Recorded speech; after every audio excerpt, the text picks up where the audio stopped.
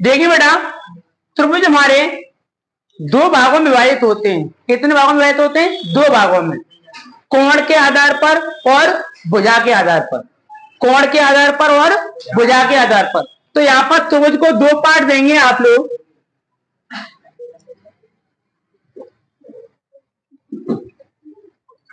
कोण के आधार पर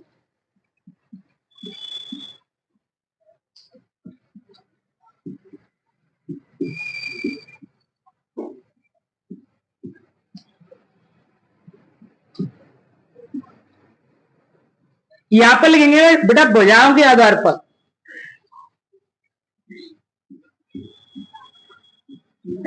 भुजाओं के आधार पर त्रिभुज।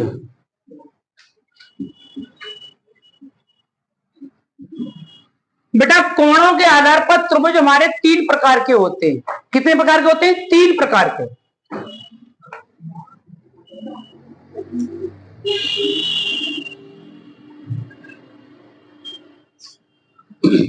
सबसे पहले क्या आता है आप लोगों का? न्यून कोण।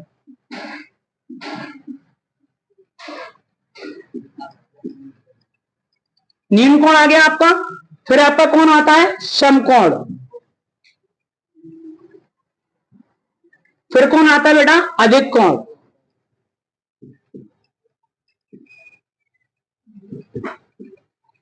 अब आते हैं भुजाओं के आधार पर। भुजाओं के आधार पर भी कोणों को तीन भागों में रखा गया है। समबाहु त्रिभुज, समबाहु त्रिभुज, समद्विबाहु त्रिभुज,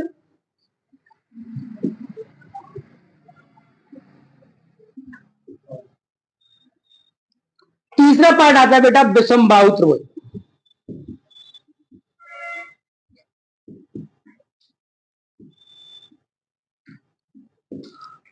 हमने आपका जो टॉपिक है आपका वो है त्रिभुज। त्रिभुज को दो भागों में डिवाइडेशन किया गया है। कोण के आधार पर त्रिभुज और भुजाओं के आधार पर त्रिभुज। सबसे पहले आता है हमारा कोण। कोणों के आधार पर आता है न्यून कोण। न्यून कोण का मतलब क्या होता है? न्यून कोण का मतलब ये होता है जीरो अंश से, जीरो अंश से 90 से कम, जीरो से लेकर के 90 से कम कौन आते हैं हमारे? न्यून कोण। समकोण आप लोग जानते ही हो, ठीक 90 डिग्री होता है। अधिक कोण का मतलब होता है 90 से अधिक, 90 से अधिक।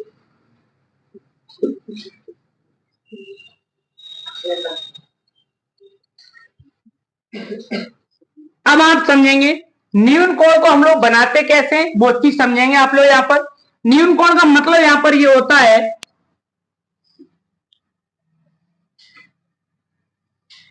मैंने कोई यहां पर त्रिभुज बना दिया आप लोगों को, इनकी वैल्यू जो होगी वो 90 से कम ही होगी। नाम दे देंगे ए, बी और बेटा सी। 90 से कम का मतलब यहां पर आप लोग उसको डिवाइडेशन कर लेंगे।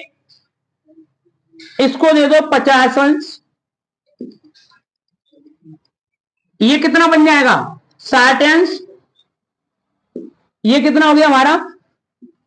70। त्रिभुज के तीनों कोणों का योगफल कितना होता है हमारा? 180 अंश।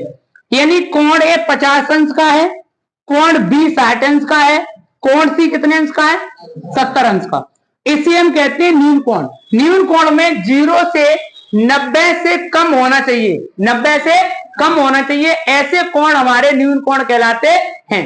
समकोण का मतलब क्या होता है? समकोण का मतलब होता है यहां पर एक 90 डिग्री एंगल होना चाहिए, इस प्रकार से। इसको नाम देंगे ए, बी और बेटा सी। कोण है हमारा कितना है? 90 अंश है यहां पर, 90 अंश। अब बाद में की जो आपके रह गए वो आप डिवाइडेशन कर सकते हो। 45 भी हो सकता है, ये 45 भी हो सकता है, ये 60 भी हो सकता है, ये 30 भी हो सकता है। समझ पा रहे हो ना? यानी तीनों कोणों का योगफल कितना होना चाहिए? 180 अंश। त्रिभुज के तीनों कोणों का योगफल कितना होना चाहिए? 180 अंश आप लोगों का। अब हम आते हैं अधिक कोण। अधिक कोण को आप लोग जानते हो, सुनना अच्छी तरीका से आप लोग, कि 90 से अधिक होना चाहिए, 90 से अधिक। इसकी पहचान भी हम आपको बताएंगे कि ये 90 से कम कैसे आ रहा है, ये 90 कैसे बन रहा है, और ये 90 से अधिक कैसे जाएगा। 1 मिनट देंगे ओनली केवल। ये देखो आप लोग, यानी 90 से अधिक बनेगा यहां पर, देखना आप लोग इस प्रकार से बना देंगे आप इसको, इस प्रकार से, ठीक है ना। अब आप अगर आप 90 अंश को देखते हो डायरेक्टली, तो डायरेक्टली 90 अंश कहां बनेगा? यहां बनेगा ना, बनना चाहिए यहां पर आप लोगों का, यही स्टैंडर्ड रेखा होगी। परंतु ये हमारा कैसा कोण है? अधिक कोण है। बस समझ आइए आप लोगों के। अब आप लोग ये बात पुष्टि करेंगे, इस वाली बात को समझेंगे आप लोग यहां पर, कि बेटा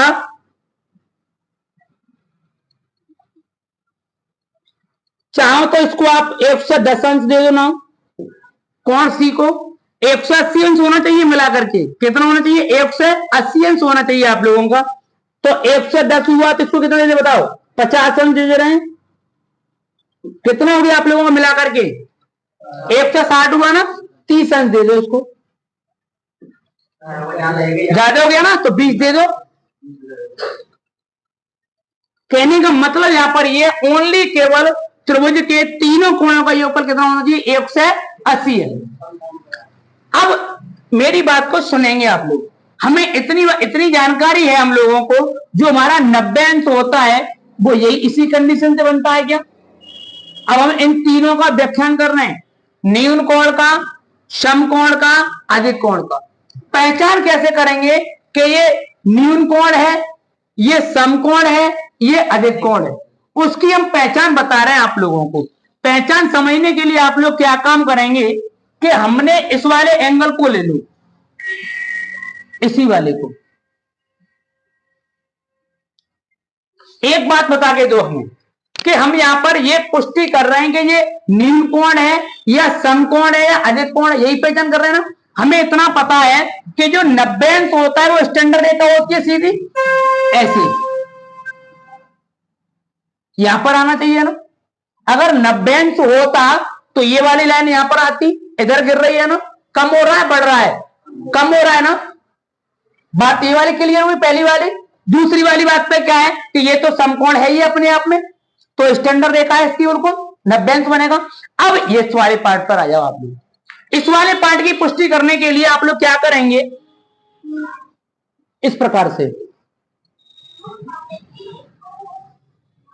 अगर मैं इसको 90 अंश के दौरे से देख रहा हूं, तो 90 अंश को देखने के लिए मेरे पास इस प्रकार से स्टैंडर्ड रेखा होनी चाहिए।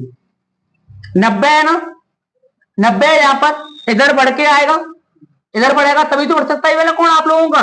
तो ये वाला कैसे, कौन सा कोण हुआ हमारा? अधिक कोण। यानी कोणों के आधार पर, कोणों के आधार पर त्रिभुज हमारे कितने प्रकार के होते हैं? 3 प्रकार के। बात क्लियर हुई पहली वाली। उसके बाद चर्चा चलती है आप लोगों की कि भुजाओं के आधार पर। किसके आधार पर बेटा? भुजाओं के आधार पर कोण हमारे कितने प्रकार के होते हैं वो आप समझेंगे। मैंने कोणों के आधार तो बता दिया पूरा आप लोगों को। अब आएंगे समबाहु त्रिभुज। समबाहु त्रिभुज का मतलब होता है, आप उसके नाम से ही समझ पा रहे होंगे, सम, समान, सभी भुजाएं समान होती हैं, उसे हम क्या कहते हैं? समबाहु त्रिभुज। शब्द से ही मालूम पड़ जाता है कि ये क्या कहना चाह रहा है। समबाहु यानी सभी भुजाएं समान है, तो कैसा त्रिभुज होगा हमारा? समबाहु त्रिभुज होगा। बनाएंगे आप लोग यहां पर एक एंगल, नाम दे देंगे ए, बी और बेटा सी। भुजाओं को नाम देना पड़ेगा, 2 सेमी, 2 सेमी, 2 सेमी। समबाहु त्रिभुज की अगर कोई डेफिनेशन पूछता है, ऐसा त्रिभुज जिसकी सभी भुजाएं समान होती हैं उसे हम समबाहु त्रिभुज कहते हैं। अब आता है समद्विबाहु। समद्विबाहु, समद्विबाहु यानी 2 भुजाएं, 2 भुजाएं अगर बराबर हैं तो ऐसा त्रिभुज क्या कहलाएगा हमारा? समद्विबाहु।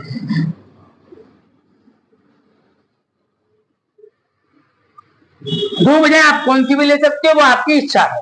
आमने सामने की ले लो, इससे इसको कर दो, कोई दिक्कत वाली बात नहीं है।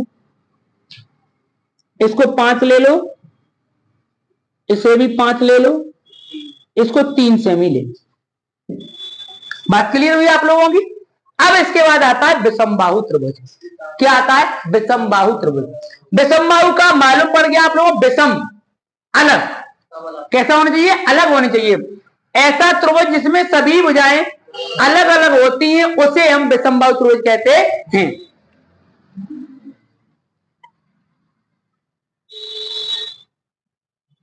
नाम देंगे ए बी सी, इसको नाम दे दो 6 सेंटीमीटर दे दो।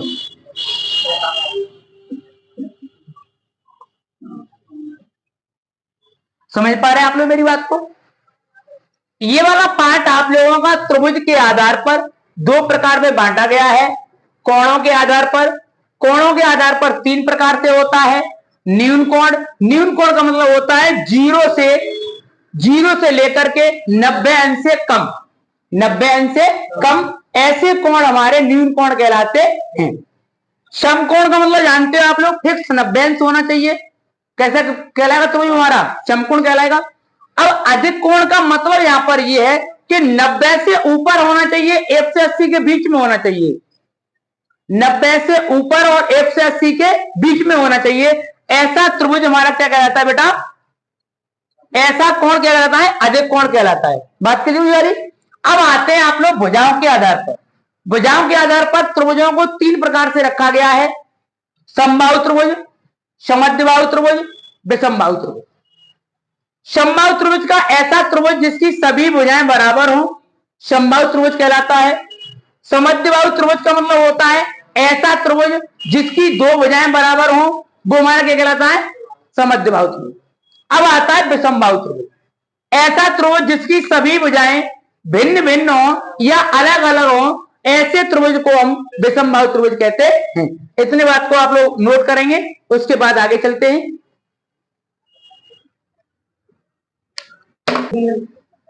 देखिए बेटा, ये त्रिभुज में से क्वेश्चन है और हम उन्हीं क्वेश्चनों को करा रहे हैं जो क्वेश्चन मोस्ट इंपोर्टेंट क्वेश्चन है, जिनकी एग्जाम में आने की उम्मीद है और आने की उम्मीद है, उनसे आप लोगों के अंकों में वृद्धि होगी।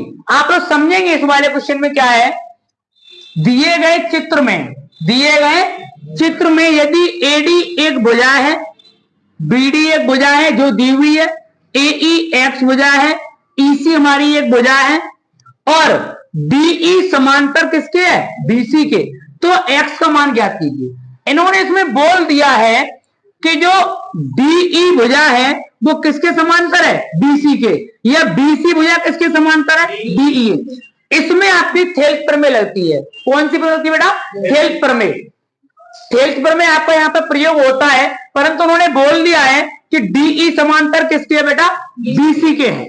अब आप देखेंगे क्वेश्चन में आपको क्या क्या दिया है, उस पॉइंट को पहले नोट करेंगे, उसके बाद क्वेश्चन को हल करेंगे। यहां पे लिखेंगे दिया है एडी, एडी भुजा हमारे पास है x+3 सेमी, और ये क्या है? डीबी या बीडी भुजा हमारे पास है 3x+19 सेमी। एई भुजा हमारे पास x है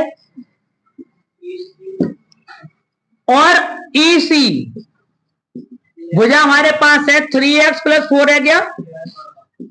सेमी। ये वाली बात है। और इन्होंने नोट पॉइंट में लिख दिया है यहां पर कि डीई किसके समांतर है? बीसी। ठीक है ना? यहां पर हमारी थेल्स प्रमेय का प्रयोग होता है। थेल्स प्रमेय का मतलब क्या है बेटा? यहां पर लिख देंगे थेल्स प्रमेय से, थेल्स प्रमेय से। थेल्स प्रमेय क्या होता है कि एडी अपॉन बीडी बराबर एई अपॉन ईसी। अगर ये दोनों इक्वल हो जाते हैं तो हमारी ये वाली भुजा इसके समांतर हो जाती है। बात समझ में आ रहा है आप लोगों को? इस क्वेश्चन को कराएंगे, फिर उसके बाद में आपको इसकी पुष्टि भी कराएंगे कि ये इसके समांतर है या नहीं है। देखेंगे बेटा आप लोग। तो थेल्स प्रमेय क्या कहता है? हमारा त्रिभुज ए बी सी में एडी अपॉन बीडी बराबर एई ईसी। ये थेल्स प्रमेय का कहना है कि एडी यानी इस भुजा के नीचे आपका कौन कौन आएगा? बीई। एई के नीचे कौन आएगा? ईसी। ये दोनों बराबर है अपने आप में, उन्होंने बोल दिया समांतर है। अब हमारे पास सारी वैल्यू है ना बेटा। एडी की वैल्यू क्या है हमारे पास? x + 3। बेटा बीडी की वैल्यू क्या है हमारे पास? 3x 19 बराबर ए हमारे पास क्या है? x अपॉन, और ईसी क्या हमारे पास? 3x + 4। हमें यहां पर एक चीज मिल रही है, दोनों पक्ष बराबर है यहां पर। अब बराबर होने पर क्रॉस गुणा करो एक दूसरे का, कैंची का, यानी इसका मल्टीपल इसमें, इसका मल्टीपल इसमें। तो ये बन जाएगा x + 3 और 3x + 4 equal x 3x + 19।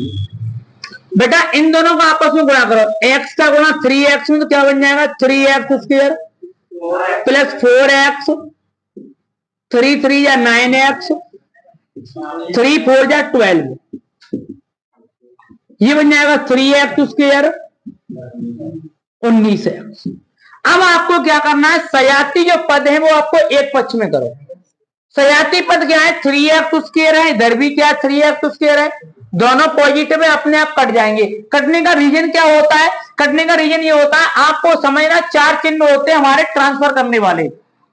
Transfer करने वाले चार चिन्ह कौन से होते हैं? पॉजिटिव इक्वल जाता है नेगेटिव में, नेगेटिव इक्वल जाता है पॉजिटिव में, मल्टीपल इक्वल जाता है डिवाइडेशन में, और डिवाइडेशन इक्वल जाता है बेटा मल्टीपल। समझ रहे हो? ये पॉजिटिव है, इधर को लाएंगे तो किसका हो जाएगा? नेगेटिव, और यहां पर पॉजिटिव है, दोनों अपने आप में कैंसिल। अब देखते हैं दोनों, 4x और प्लस 9x कितना हो जाएगा? 13x + 12 बराबर कितना है बेटा हमारे पास? 19 है। देखो 13x को अपनी पक्ष में ले जाओ, क्योंकि चर अचर तभी पद है हमारे, और ये भी चर अचर वाला है, परंतु ये सेपरेट पद क्या है? अचर पद है। तो ये हो जाएगा 12 बराबर 19x माइनस का 13, 12 कितना बचा? 6, 6 2 या 12, यानी x की वैल्यू कितनी आई हमारे पास? 2 आ गई। अब आप मेरी बात को बहुत अच्छी तरह सुनना कि x की वैल्यू 2 आ गई यहां पर। अगर x की वैल्यू 2 रखने पर यहां पर अगर ये समांतर आते, बराबर आते, तो बीई समांतर किसकी हो जाएगी? बीई के। जांच कर रहे हैं इसकी हम यहां पर, किसके अकॉर्डिंग? एडी अपॉन बीडी बराबर एई अपॉन ईसी, यानी थेल्स प्रमेय के अनुसार। यहां पर आ जाओ आप लोग, उत्तर की जांच। उत्तर की जांच, x की वैल्यू कितनी हमारे पास? 2। यहां पे कितना है? 2 3 या 6 इक्वल 2 अपॉन 3 2 या 6 + 4 कितना हो गया? 5, कितना हो गया? 25, 2 अपॉन 10, 5 5 या 25, 1 अपॉन 2 5 या 10, दोनों वैल्यू इक्वल है ना। इससे हमें पुष्टि हो गई कि हमारा क्वेश्चन बिल्कुल राइट है, सही है, हमें पक्के पूरे नंबर मिलने चाहिए। ये इसकी पहचान है। मैं ट्रायंगल में प्रत्येक क्वेश्चन के उत्तर की जांच कराऊंगा आप लोगों को, ठीक है ना? उतारेंगे आप लोग उसको।